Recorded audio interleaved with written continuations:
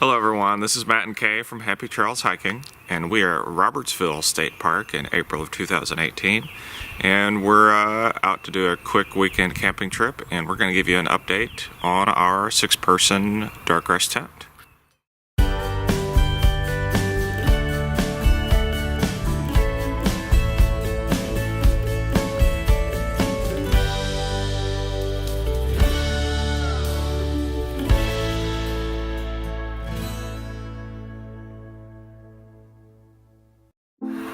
Alright, well, this is our campsite. We've got our camp chairs, fire ring, etc. And there's the tent. So we're going to do a quick walk around of the tent here. Come on down.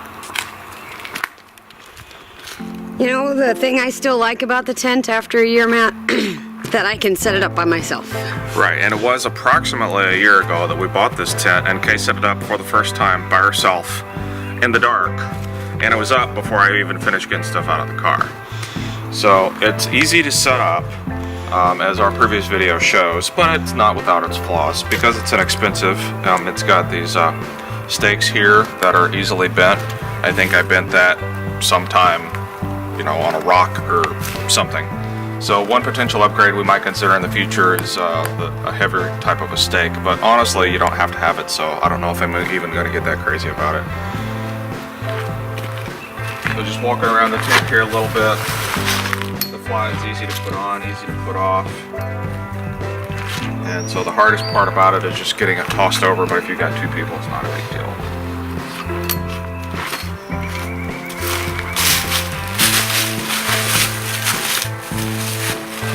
So it's wider than my arm span. So we feel like after a year we have a pretty unique setup and a neat way to sleep comfortably on the inside, and we'd like to show you that now too. But before we go in, this is one thing that could be better about the tent. I've had other tents in the past where you could stake it down at the front so that you wouldn't trip getting in. This does not have that. So no one's fallen on the way in, but it would be a nice perk and just make it a little easier to get the door open and such.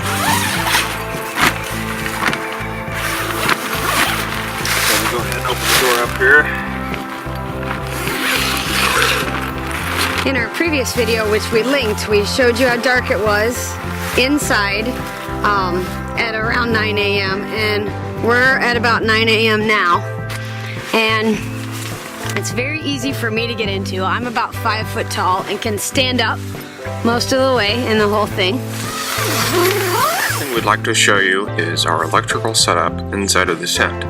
I know that seems a little strange. As a rule, most people do not have electricity in their tent. However, we're abnormal. So, I'm going to direct you over to this corner, and you'll see we have a plastic box that contains some interesting items here. First, we have a deep cycle battery here. I bought this from a local battery specialty shop. And I also have a 400-watt inverter. And so plugged into the inverter, I have the Christmas lights, or the outdoor light, rope lights, is probably a more accurate name. And I've also got our air mattress. I'm going to turn the inverter on now. And the tablet normally does not live on the battery box. I was just reading last night, and that's where it ended up. And so now what we have is indoor lighting. And this was very handy for us last night. We went to bed a little bit early and read for a while before we turned in. There you have it.